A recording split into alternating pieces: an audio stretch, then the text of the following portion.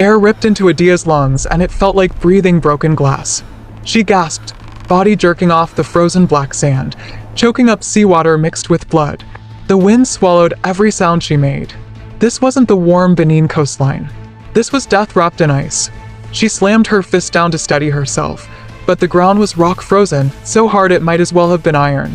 When she looked up, the gray sky wouldn't stop spinning.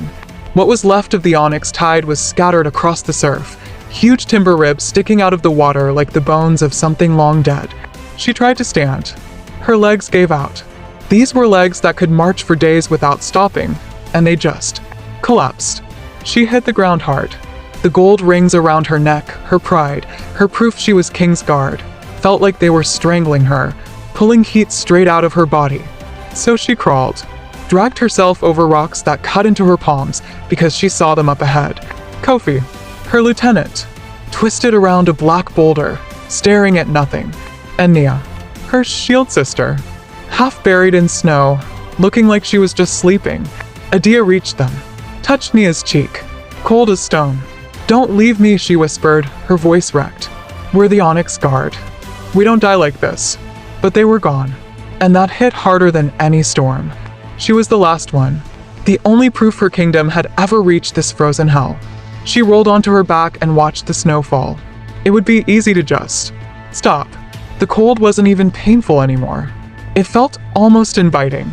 "Just close your eyes," it whispered. "Let go." Then the wind changed. Clang. Steel on steel. Unmistakable. Her eyes snapped open. The grief locked itself away. Training took over. That was a sword. Someone was fighting nearby. She forced herself up using a jagged rock for leverage. Her body was screaming, but she didn't care. Checked her belt. Both short swords still there somehow. The leather had held. She drew them. The sound of her own blades cutting through the wind was the first familiar thing she'd heard since the ship went down. She wasn't a castaway anymore. She was what she'd always been. A weapon. And trust me, you're going to want to see what she does with those weapons.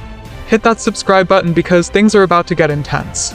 She moved toward the trees, a shadow in black armor against all that white. The forest smelled like pine and old blood. She kept low, boots silent. Through the branches, she saw them. 6 men in black, circling like wolves. They moved with the kind of precision that comes from years of training. Hidden faces. Long curved swords catching what little light filtered through the clouds. These weren't bandits. These were professionals. In the center stood their target. Adia had seen kings and warlords, but this man was different.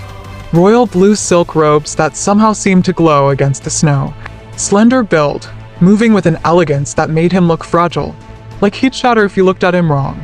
A tall hat made of black mesh, and his eyes were covered. A strip of white cloth tied tight across his face. "He's blind," she breathed. That made her blood run hot. Back home, the blind were touched by the spirits. Harming them cursed your soul. These men had no honor. They were about to butcher someone who couldn't even see them coming. One of the assassins lunged. Perfect strike aimed at the heart. Adia braced for blood. But the man moved. No panic, no scrambling. He just tilted his head slightly, like he was listening to something, and stepped aside. The blade cut through empty air. He wasn't helpless. He was listening to them. But 6 against 1?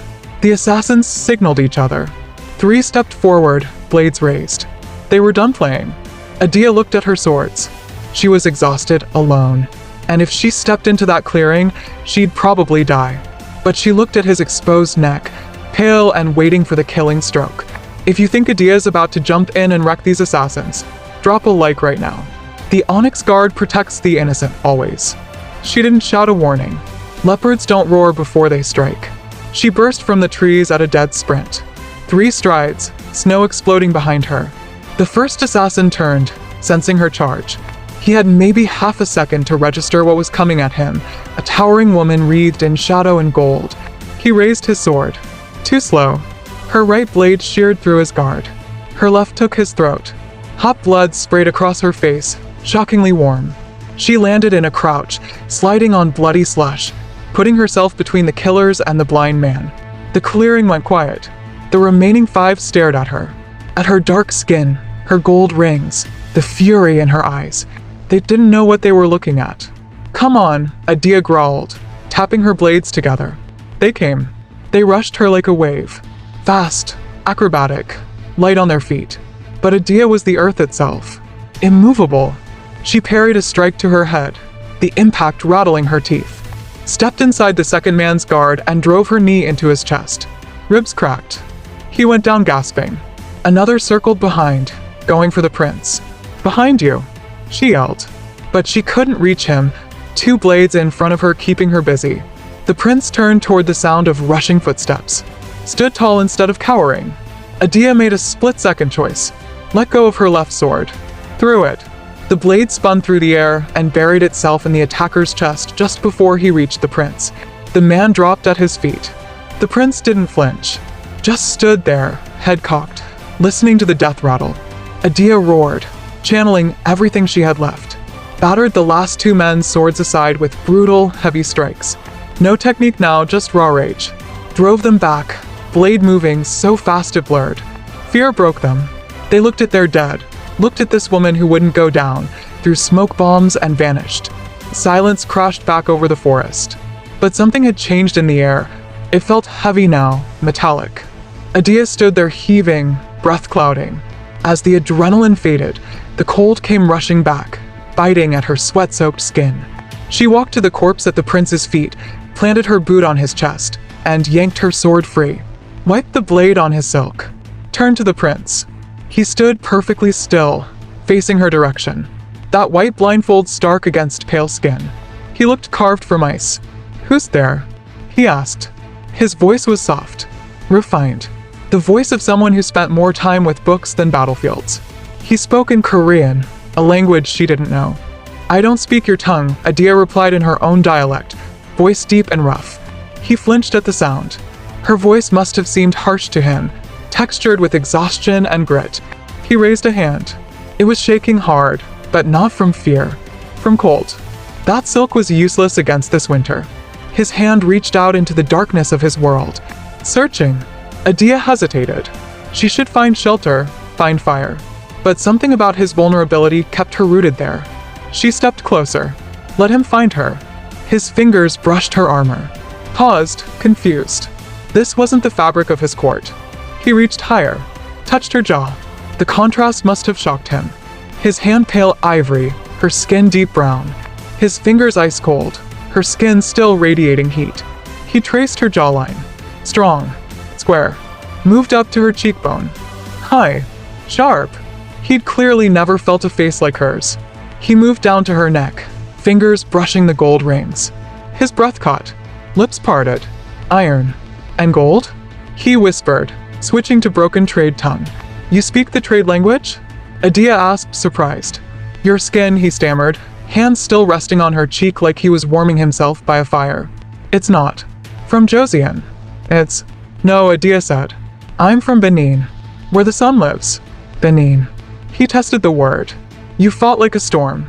I heard the wind break around you." "I fought to survive," she said.